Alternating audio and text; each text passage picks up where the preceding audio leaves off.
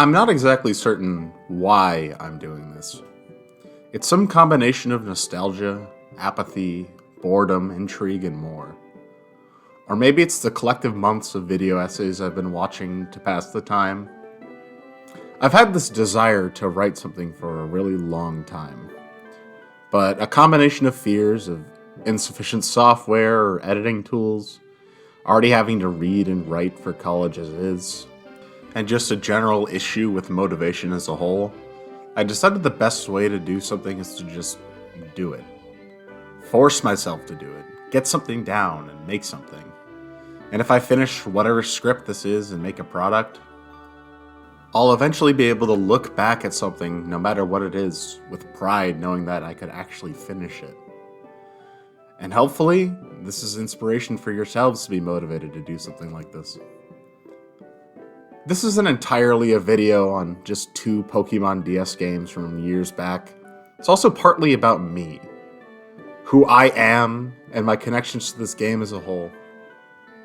Most of you watching this probably don't really know me.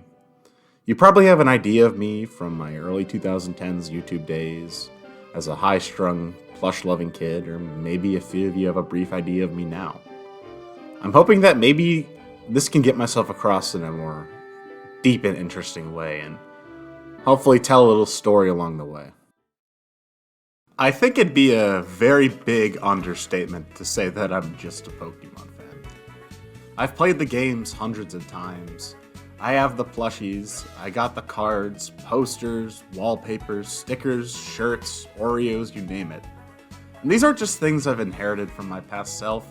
I am actively still, as a 21-year-old college senior, getting plushies in the mail. And God, I'd be damned if I wasn't. I feel like the majority of things we enjoy in our youth, we tend to grow out of, lose interest in, or just forget as we get older.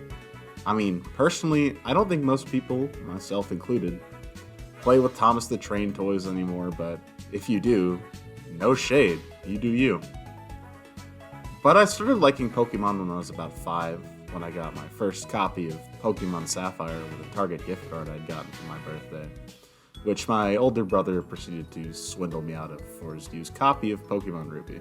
Thank you for that one, Jack.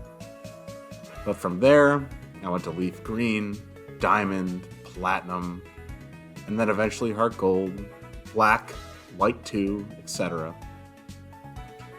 My Pokemon Prime is undoubtedly Gens 3 to 5.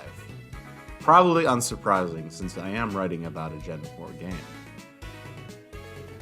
I have to start out by saying that my relationship with Heart Gold and Soul Silver is one of my more interesting relationships I have with something I care about. Let me start out by talking about some of my connections with the other Pokemon games I've played in this Gens 3 to 5 time frame. Ruby was my first Pokemon game, an essential connection for a player to have with a series they love. And Leaf Green I almost certainly liked more, has my favorite Pokemon, and was the first Pokemon game I've ever actually completed. Platinum being my favorite Pokemon game to this day, with the Gen 5 adventures being close seconds, just being amazing experiences overall. Heart Gold I got at launch, played, had a good time, and then I moved on to the next game. It really wasn't that pivotal to me in the same way as the other Pokemon games were around that time. Yet I find myself asking, why is this the entry in the series that as I've grown up, I've gone back to the most? Why do I always listen to its music, think about it, restart it, and play it again without ever getting bored? And I think looking back, I found a unique answer, to say the least. Okay, to potentially put a target on my back, 3 minutes or so into my first video essay, making such a potentially scalding take may be very risky. But keep in mind that the love I have for this game is very, very deep. With that out of the way, I gotta say, looking at Heart Gold and Soul Silver through a staunchly mechanical gameplay lens is actually a game that's not that good in comparison. This is only talking about the actual game mechanics, not the walking or the music or the sprites or anything like that. The game really fails to interact with its strengths in the best ways I feel it could. I think that Johto has some inherent strengths in its character designs, maps, and Pokemon themselves, yet a lot of it goes underutilized. While the Pokemon are great, I have a lot of favorites. Shoutouts to Ampharos, Heracross, Feraligatr, Crobat, Lantern, and Meganium. But unfortunately, so many Pokemon are barely even usable in the story. A large chunk of decent Pokemon are locked to Kanto for some reason. Some are locked behind hidden grass patches with 1% rates, and some are just super low leveled late into the game. It doesn't help that half the gym leaders are locked to Kanto only teams. Not to mention their garbage level scaling that culminates in a final boss with 30 levels higher than the average level at the end of the game.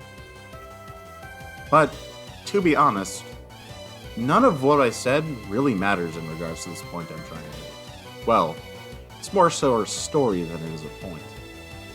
This isn't a review. This is more so my thoughts and nostalgia, memories and struggles in regards to a game that's been around my life for many years at this point. And on that note, let's take a trip back to a time with a lot less remote learning, woke M&Ms, and bored apes. March 14th, 2010 was the release date of Pokemon Heart Gold and Soul Silver in the US. And I think the first game I'd ever pre-ordered in my life, which was pretty unique, considering we do it every single time a game comes out now. My mother took my older brother and I to Target to grab our copies. I, Heart Gold, and him, Soul Silver. And they came with little figurines of the box legends. And I still have mine today. My time with the game was great. Despite saying before it was pretty inconsequential in my Pokemon journey at first, looking at it through the lens of a 10-year-old me and comparing that to how life is now, there's something really special about that game that gives me a sense of childhood wonder. I remember circling my neighborhood cul-de-sac after school with my Pokewalker, feeling amazed by how me playing outside actually interacted with the thing. I have shoddy 2010 quality videos of me filming my game screen with a flip camera. Yes, that flip camera, while I was catching Hollow. I remember playing it on a family vacation to Florida, watching the sunset as I played, bringing it in the car to meet close family, and more. I think this is a really fitting discussion to my start on this game, showing that I have a lot of really nice memories of it, even when I was young. I still have this original file today, same team and everything. A good thing considering I tended to erase a decent amount of my old files to my current dismay. As I got a little older, I moved states, and even as Black and White came out, I'd still bust the game out at Christmas to play some Battle Frontier with my brother.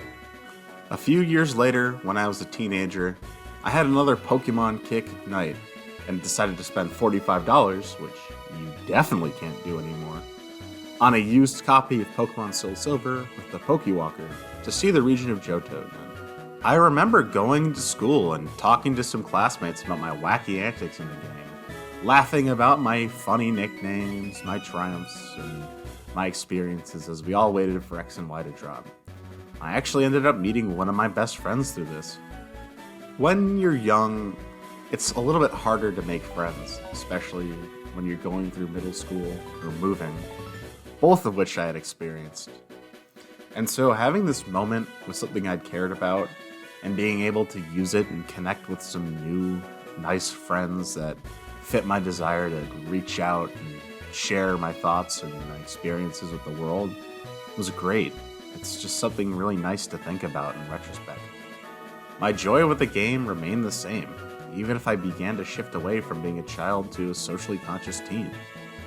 This was actually my first time using Meganium, which has become this icon of how I feel about the game. It may be a little plain, not statistically that good, but it's calming, it's nostalgic, it's nice. It makes me smile to see Meganium and to think about all my good times with it and the game as a whole. Later on, around late 2015, my interest in Pokemon started to fade for the first time. My focus shifted to girls, funny adult animation, and Undertale. Horas was the first game I didn't beat at launch. At this point is when my life took a huge shift in a way I obviously did not expect. Someone in my family became very sick, completely shaking the foundation of who I was. This was a process that took almost a year to physically deal with, and it wasn't easy. I became bitter, sad, and angry. This is probably the point in my life where I became an adult, whether I liked it or not. I had slowly started to get back into some old Pokemon games with the rise of Pokemon Go in that summer, and it had been a nice distraction. I hadn't touched Heart Gold in this time, but Pokemon was slowly coming back into my life. A few months later, after my family member's treatment had ended, Gen 2 had dropped in Pokemon Go. Even though this was well past the hype bubble of the game, I didn't really care. Pokemon Go was a huge bonding activity between me and my father. In the hard times, it gave us a goal and made the hard parts of the recovery a bit easier. When Gen 2 dropped in Pokemon Go, I was a junior in high school and in a really rough and lonely phase in my life. Even though it was overall rough, I think back to mainly the time spent catching these new Gen 2 Pokemon with my father. I remember running through parks in the night looking for Cyndaquils, catching Totodiles in the city alongside the streetlights, hatching Larvatars, and comparing our dexes. I remember that summer driving into the city with my dad to go hunt for some of the rarer Pokemon in the Johto dex.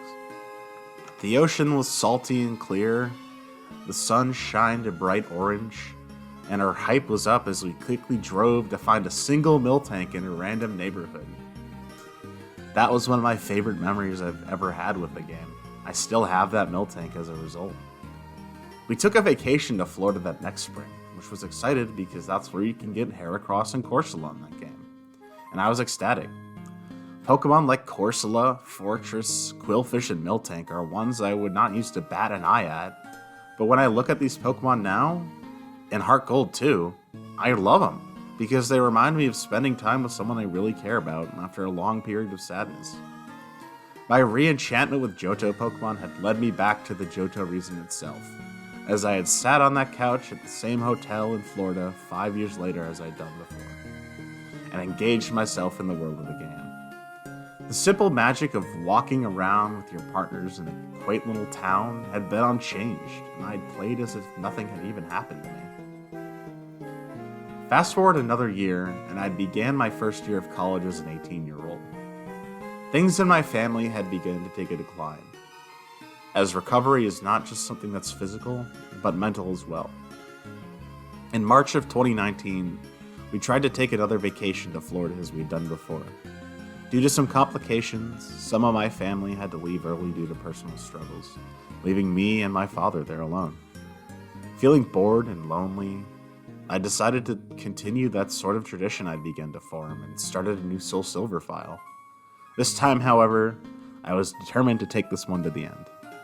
Meganium, Lantern, Heracross, Xatu, Mamoswine, and Arcanine had made up my team, and in a harsh time, provided me with a moment of respite. The amazingly made music stood out to me even more as I grew older, and I don't go that many days now without listening to the song. For the first time in my life, I sat in my dorm room on some cold March evening, celebrating my first ever defeat against Red. Well, cheatless aside anyway, because when I was a kid, I didn't understand the concept of gratification, and just had my friend trade me a Hackle 100. Even 9 years later, in hard times, the same DS game was providing me smiles that it did when I was 10. This trend I'd formed would not stop, however, as a year later, during the time when everything went to shit, I was forced to leave my college, head back to my old hometown where it was a lot safer to be. I had never figured once in my life that I'd ever have to run away to safety, but here I was. Being forced away from your independence and education and your new friends to live in a small condo as a 6'3" man with 3 other people in the middle of your school year is about as fun as it sounds. The positive memories I have at this time are incredibly few. Most of them are hard to go back to now. But I do remember sitting in my room at night, seeing where to catch Misdreavus at 4 a.m., how to make my fortress slower so Gyroball did more damage, and what to name my 40th Crobat amidst all the chaos and loss in the world. Yet again, the game provided me shelter in a time when there was none. It is now the year 2022. Sitting on my 3DS right now is my 10th or so file, waiting in front of the third gym, with some goofy team like Magcargo or Hitmontop. I'm sure that when I need it, that game will be there for me to provide the same nostalgic joy as it had done before. I'm not really sure what the point of all of this is, so I'll leave you all with some closing thoughts and some mess of a message to take away from what I said. Heart Gold and Soul Silver are not the best Pokemon games. They're both too easy and too hard. The new Johto region and its Pokemon are underutilized, but the thing is, I don't care. The music and the sprites are beautiful, the game is relaxing, the Pokemon remind me of happy and peaceful times, no matter if they're strong fighters or not. Not everything out there needs to be some perfect, flawless masterpiece for you to love it. We live in a world where there's so much negativity and criticism and spite these days that snuffs out almost any bit of enjoyment. It feels like 90% of the time you're not allowed to like something. Who cares if your favorite thing has flaws? Literally everything has flaws. We owe it to ourselves to just take off the critics' glasses for a moment and just enjoy.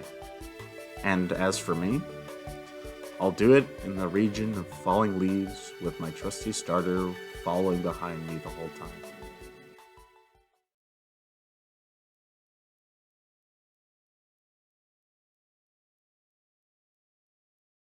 Hey, if you've made it to the end of the video, I just wanted to say thank you. This was a pretty long process for me. It took me a while to just kind of sit down and start cracking away at something like this.